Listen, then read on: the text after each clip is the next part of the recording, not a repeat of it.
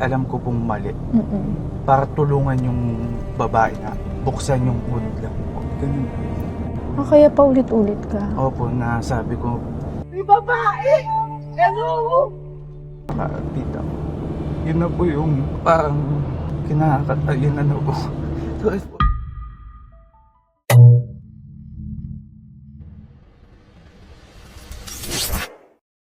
Hello mga stories! Welcome back sa isang namang content ng mga stories. May panibagong update tayo sa isang viral Grab rider incident, no? Sa pagkakataon nito, no, may lumabas na video mula kay Loves Joy na FB page. Ito yung yung asawa ni Boss Toyo, no? Di ba? Di ba siya yung kasama doon sa mga Pinoy porn stars sa naman sasadya. Diba? Kaya.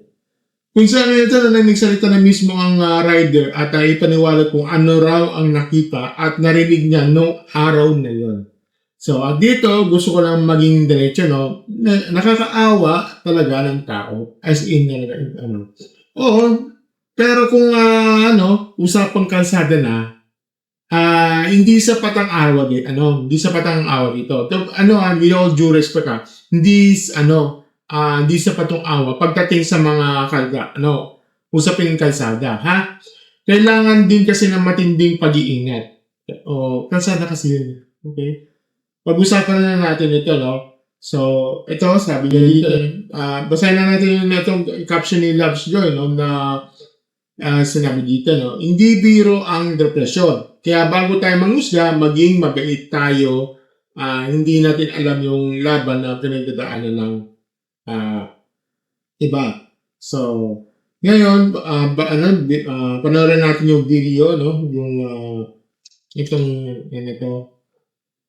At tapos doon magbibigay ako ng opinion para dito. Okay? So, take note, ito ay pinopost-post for the kung gusto niyo ng full version, wala siyang cut para doon, ilalagay ko sa description yung FB page ni Lovejoy. May link doon niyo panoorin. Okay? Dito, this is reaction section to. Reaction sa aking channel kasi dito, sa aking channel. Ito ay magre-react lang ako. Kasi kaya ako pinuputol-putol para ma-avoid ko yung copyrighted. Hindi nyo alam kasi ano yung copyrighted, ha? Kaya, alam mo yung sitwasyon ko dito. Alam mo naman yung aking channel, di ba? This is my channel. Okay? Kaya yung Okay, sige. Tuloy. Ito, simulan na natin. Ito. May bumulong sa akin na humihingi ng tulong. Hindi po ako namamalikmate. Talagang may dumungaw pong gano'n sa akin. Nakalabas yung buhok. Kaya ginawa ko po, kinat ko yung kotse. Kahit Nakalabas? Nakalabas yung buhok? Nakalabas yung buhok. May babae. Okay. Ako, nagtatanong lang ako. Curious lang, ha? Kailangan ko malaman. Huwag kang Tuloy. kahit alam ko kung mali, para tulungan yung babae na buksan mo yung ko. Kaya pa ulit-ulit ka? Opo, na sabi ko, May babae! Hello! Hello! May babae! Oo nga, nakita ko nga. pinipilit ko pong buksan yung hood lang. Yung hood lang po, wala pa pong 40 days si Papa. Sumunod na po yung 40 days. Hindi ko mawari, no? Sa kanya, paano niya napasok na may babae sa loob? Engine yun, di ba?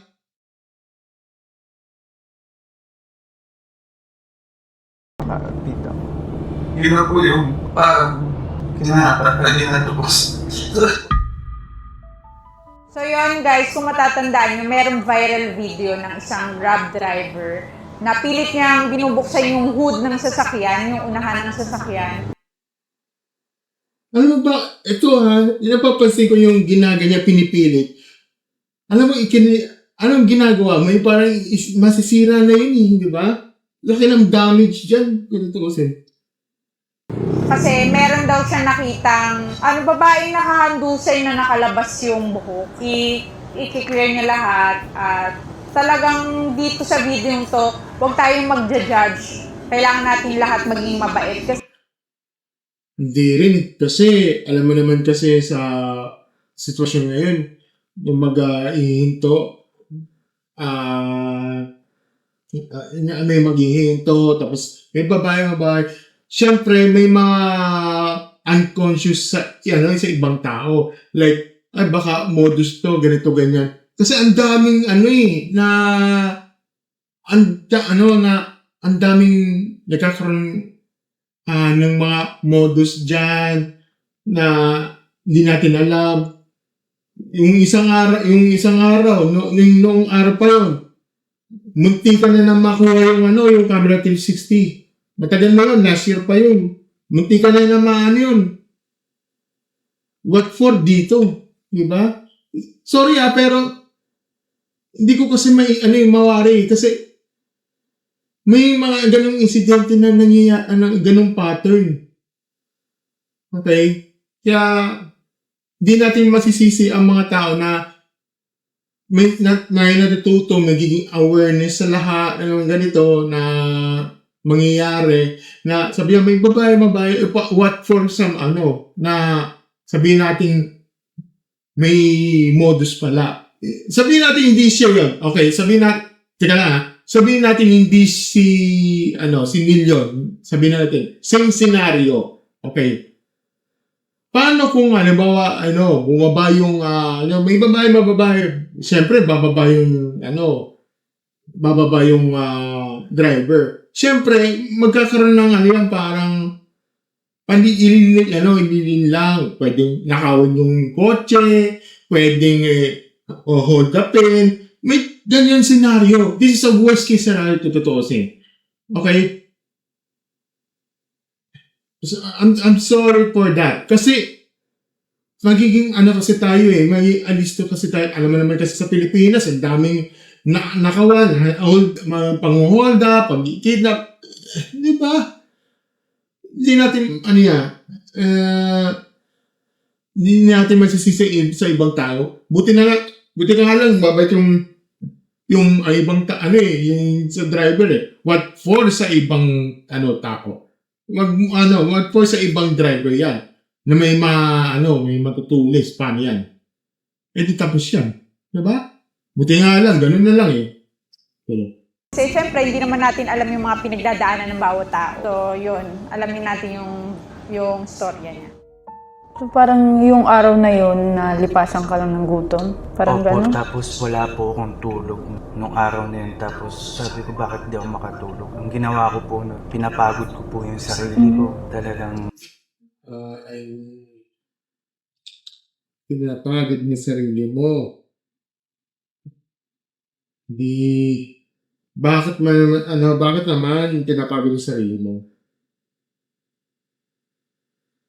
Kaya nga meron tayong kaya tayo resting, meron tayo na may rest day, may day off, kailangan may pahinga. Kasi kung tuloy-tuloy yan,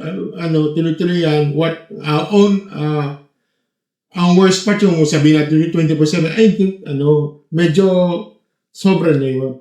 Hindi siya healthy yun. Pwedeng ikakadelete mo yan, okay? Huwag niyong gawin yan mga stories yung sinasabi niya. Huwag niyong gawin, okay? pinipressure ko rin po. Makatulog ako, sabi bilang amin na po. Pero wala kang ibang sakit? Wala po. Wala naman po. First time ko lang pong naranasan. Anong mo nun, pakiramdam mo, bigla ka na lang, uy, may babae sa Ang nasa gitna po kasi kami nun, stoplight. Ang pakiramdam ko po nun, may bumulong sa akin na humihingi ng tulong. Malakas. Okay.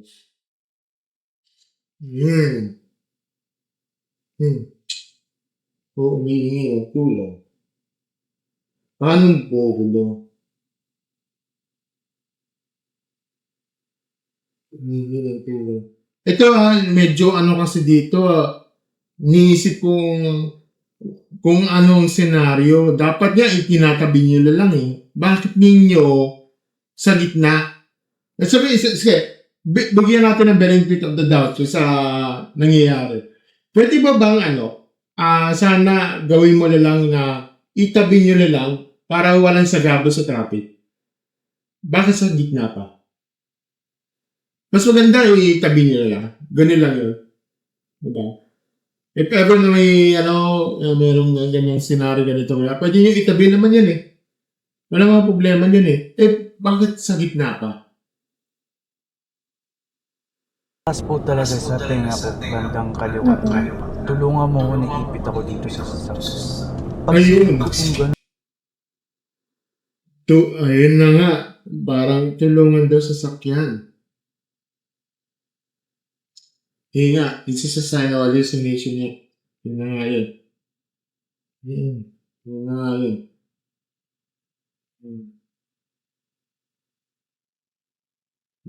Hindi ko talagang natin.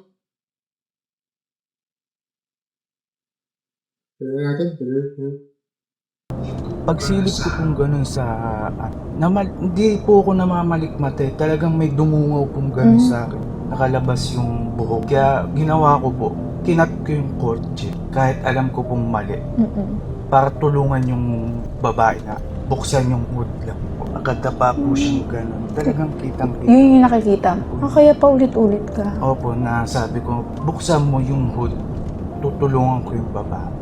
Gusto ko lang pong iangat yung hood para Tulungan. matulungan ko lang po yung babae. Babae. Pero wala kang mga past experience or trauma. Kaya ka parang feeling mo minsan nag-hallucinate ka.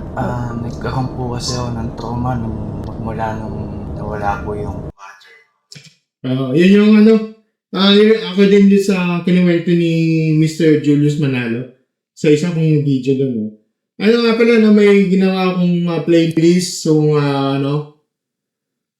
may playlist ako doon about from the Grab Rider, tapos merong kay Julius Manalo. May playlist ako doon para hindi mawala para mapanagin nyo yung balikan nyo lang. Water.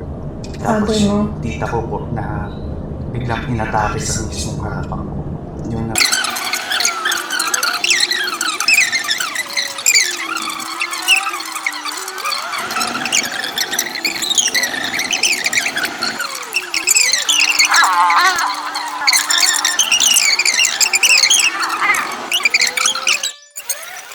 I think yun lang muna, Ito kasi yung reaction ko dito, sa kabuuan ng video. Habang nakakatig, lalo na, lalo nakakatakot ang implication nito. Kasi ibig sabihin, may mga taong nasa biyahe, nasa trabaho, nasa kalsada. Pero, possible palang may episode ng gano'n. Okay? Kapag nangyari yun sa maling oras, sa maling lugar, sa maling driver, pwede talagang umantong sa distrasya. Diba?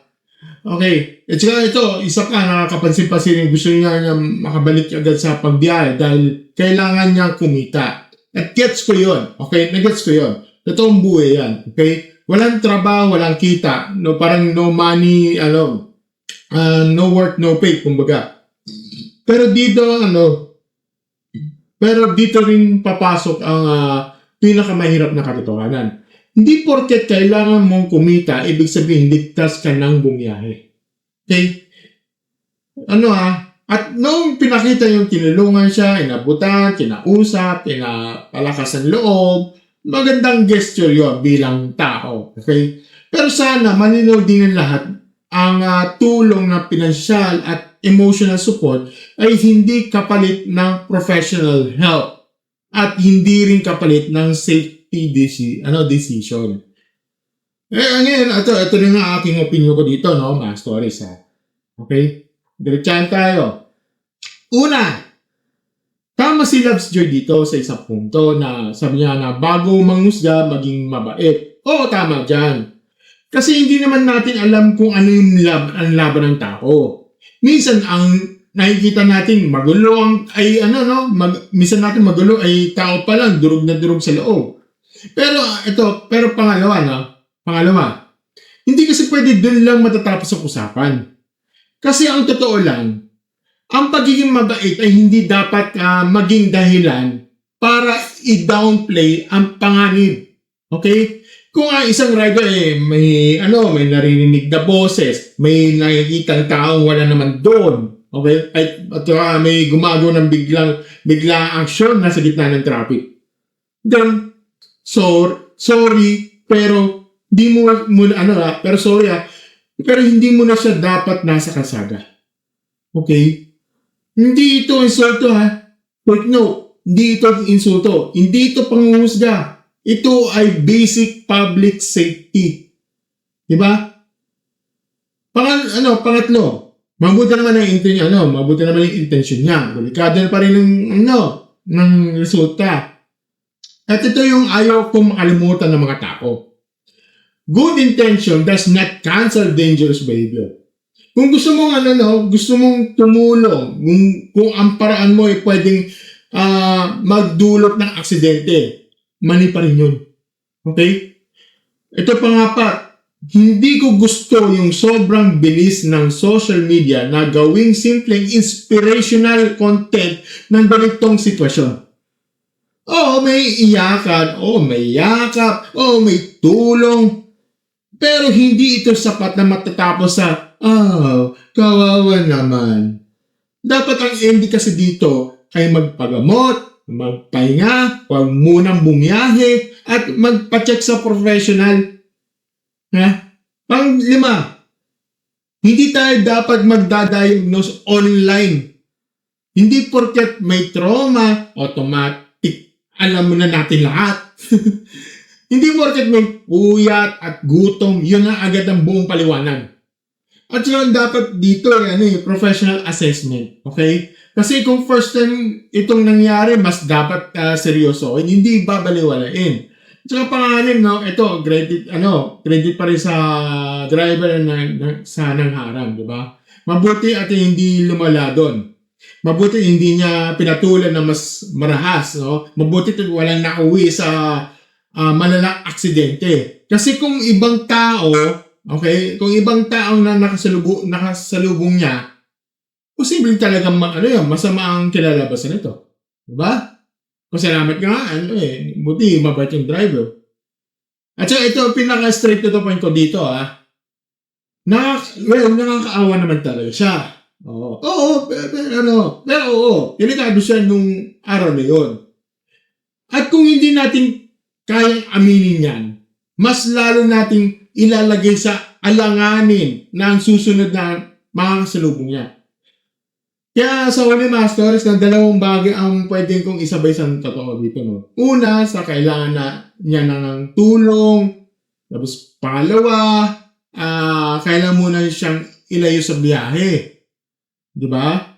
Tapos, walang masama pagiging mga tao. Okay, walang masama doon. Pero ang totoong malasakit ay hindi lang pagdamay, kundi pag-aksyon ng tama. Okay? Kung pamilya ka niya, bantayan mo siya. Okay? Kung kaibigan ka niya, tulungan mo siya magpagamot. Diba? Kung platform ka na nag-i-interview sa kanya, ipaalala mo na hindi lang simpatya ang kailangan dito, kundi direksyon. Diba? At kung netizens ka, katulad ako, katulad kayo, diba? Mga stories kayo, huwag manlait, okay? Pero huwag din maging bulag sa peligro. Okay? Diba? Kaya ang usapin dito, mental health matters Pero road safety matters too. At hindi dapat pinapili ng publiko sa dalawa. Pareho dapat seryosohin. Yun. Ngayon, mga stories, ito, i-take ko lang ito. Ito, base sa gusto ko lang isingit itong isang comment. Nakita ko lang natin ito yung content ni Bungo TV sa comment sections. Ito yung sinabi niya dito, no? Ito mula kay Jeff Lee Santilla. Sabi niya, bro, you're not a professional to give or to tell someone what is right thing to do to a person who is suffering to psychological behavior the person is doing thing for living. Ngayon, ito ang diretsyon ko lang sagot dyan, Una, fair point ang sabihin na hindi ako professional.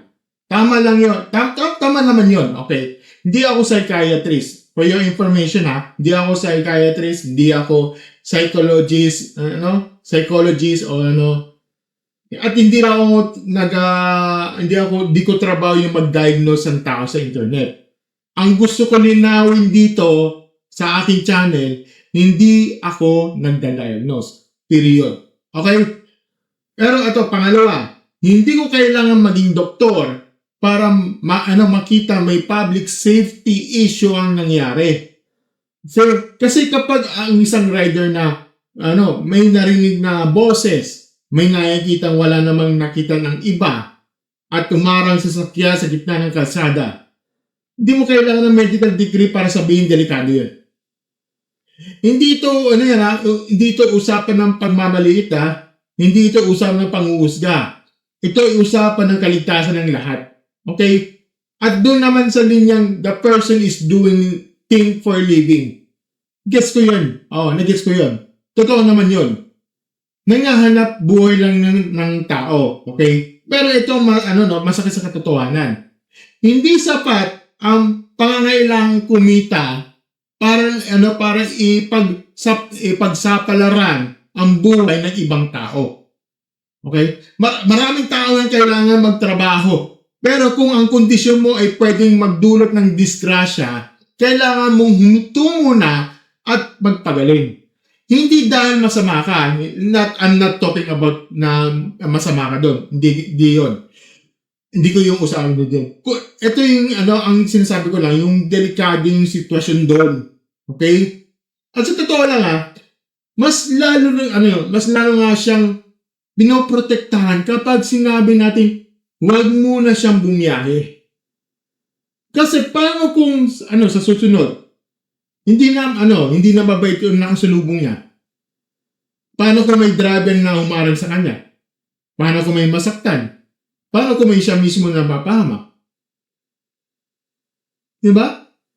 Kaya sa akin, itong linaw ko dito, ang medical advice sa professional nang gagaling. Okay? Pero ang simpleng pag-alam na may pangalig sa kalsada, responsibilidad nating lahat. Okay? So, hindi ito pagiging feeling professional. Okay? Ito ay pagiging responsableng mamamayan na marunong na magsabi ng kailangan ng tulong ng taong ito. Pero hindi muna siya ligtas sa kalsada.